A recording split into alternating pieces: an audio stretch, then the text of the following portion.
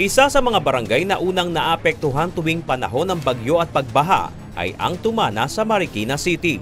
Ayon kay Barangay Captain Siegfried Anceta, nasa 43,000 katao sa kanilang barangay ang apektado.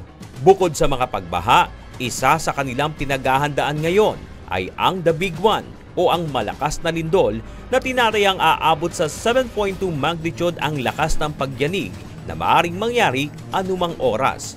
Dahil kabilang ang Tumana sa 5 barangay sa Marikina City na tinukoy ng PBOX na tinamaan ng Valley Fault System, partikular ng West Valley Fault. Plano namin magbigay ng whistle sa lahat ng kabahayanan, sa lahat ng mga tao dito para in terms sa Melito, talagang isang pwesto lang sila, isang area lang sila. Pangalawa, pangarap namin ng bigyan ng ID system lahat ng mga estudyante. Kasi takot kami rito pag ongoing yung schools, magwatak-watak sila yung blood type nung consist ng ID, lugar, pangalan para madali silang hanapin ng mga rescuers. Bukod sa pagsasagawa ng earthquake drills, ay sinuri na rin nila ang istruktura at bahay kung kakayanin ng mga ito ang isang malakas na lindol. Ayon sa PBOX, dapat ay no-build zone o walang nakatayong istruktura sa 10-meter buffer zone ng fault. Kasi ang ina-expect natin na movement sa West Valley Fault ay yung parang may part na pupuntang kanan, may part din na bababa. So parang ganyan po siya. So yun po yun. Kung ang bahay niyo po nasa ibabaw ng fault, kung ano po yung movement ng fault, pag gumalaw siya, ganun din po yung mangyayari sa bahay. Bukod sa Marikina City, 9 na barangay din ang dinaanan ng Valley Fault System sa Quezon City.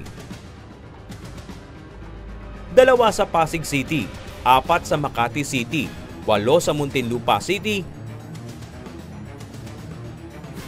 at ang pinakamarami ay sa Taguig City na umabot sa 12.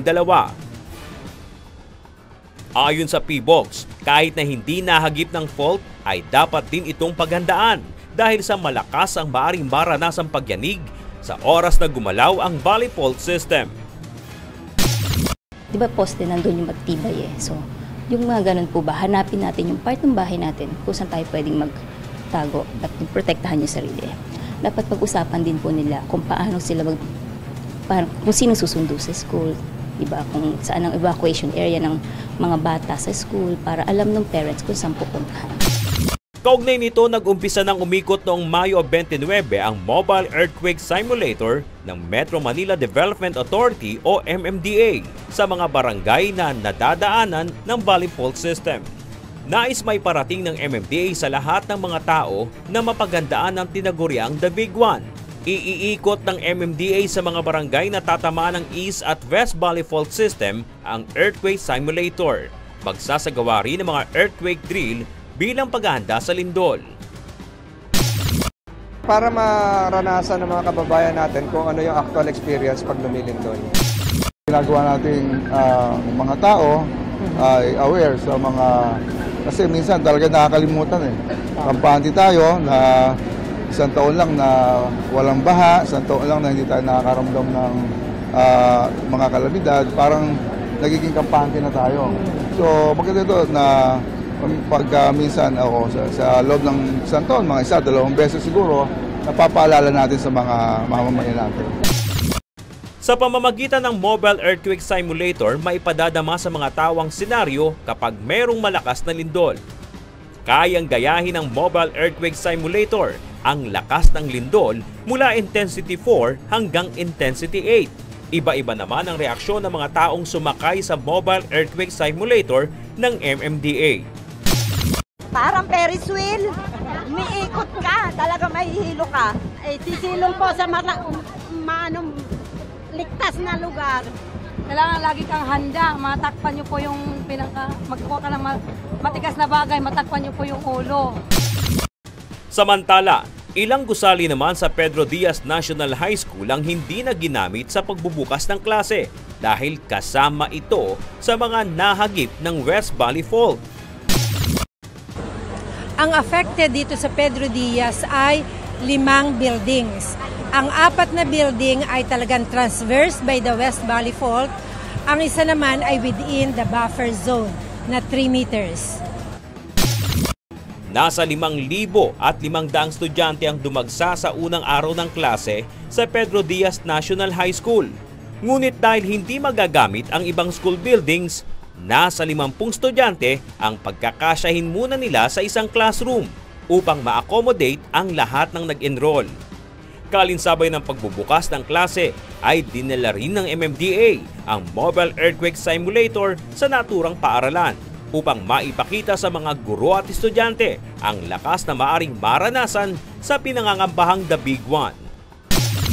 Dapat ito rin yung modelo kung paano magiging handa ang isang komunidad dito sa Bayanan, sa Muntinlupa, para nang sa ganon kung tumama yung 6.9 o 7.2 ay handa yung mga taga rito. Napakalaking tulong itong campaign ng MMDA kasi nung mga nakaraang mga earthquake drill namin, may ilang mga mag-aaral na hindi siniseryoso.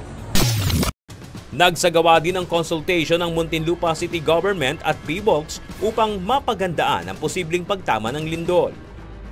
Kabilang sa mga napag-usapan ay kung paano mapatitibay o gagawing earthquake resistant ang mga ipatatayong gusali malapit sa West Valley Fault.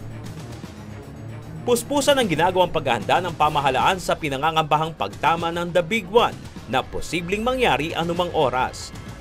Dahil ayon sa pag-aaral ng PBOX noong pang 2002, posibleng umabot sa mahigit 30,000 kataong mamamatay sa Metro Manila kapag ito'y nangyari. Bukod pa rito ang mga bahay at gusaling maaaring masira ng malakas na lindol. Kaya ayon sa mga otoridad, mahalaga na nakahanda ang bawat isa sakaling ito'y mangyari.